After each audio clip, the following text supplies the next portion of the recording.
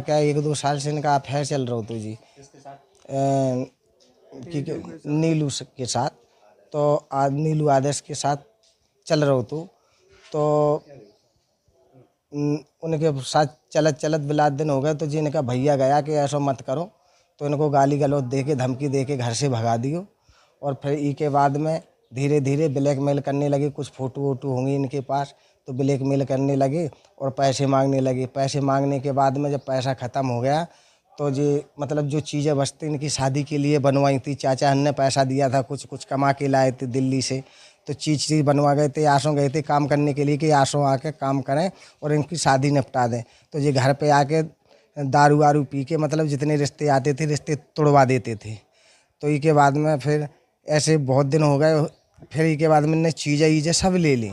लेने के बाद में फिर कई माँ बाप कीमत की लगभग हुई है, मतलब कैश तो थोड़ी बहुत हुई है, लेकिन लगभग पूरा टोटल मिला के 5-6 लाख रुपया की चीज़ें बचते रहती हैं। तो फिर इसके बाद में मांगने के लिए गए। तो मांगने के बाद में गई कि मतलब हमारी चीज़ें दे दो। पिताजी का पता पड़ो कि बेटा भी चीज़ें कहाँ गई। तो बोले हमने उनका दे दी, मतलब मारपीट करी तो उनका दे दी। तो देने के बाद में फिर मांगने गए। तो मांगने के बाद में कहने लगे नहीं हमारे पास नहीं है, बहुत मुंह चला रही। तो पकड़ के इनको जो दवाई ववाई खिलाई वो दवाई ववाई खिला दी। फिर लेके हमारे पास आए तो उसको 1-2 पलटी हुई। पलटी होने के बाद में कि दवाई खिला दी तो बंगरे गए उनको लेके। बंगरा गए तो उनने मना कर दो कि मतलब यहाँ इलाज नहीं हो सकता है, झांसी जाइए। तो झांसी उनने रेफर कर दिया जी। तो आते आते फिर 100 नंबर को कॉल मिलाई, मतलब डेड बॉडी साथ में आती इसलिए फ़ोन भी नहीं लग रहा होता उनको। तो कॉल के लगा, बंगरा से थोड़ी 10 किलो आगे चले, इतने में उनकी डेट हो गई। डेट होने के बाद में फिर झांसी आए। झांसी तो पोस्टमार्टम तो हीरो साहब और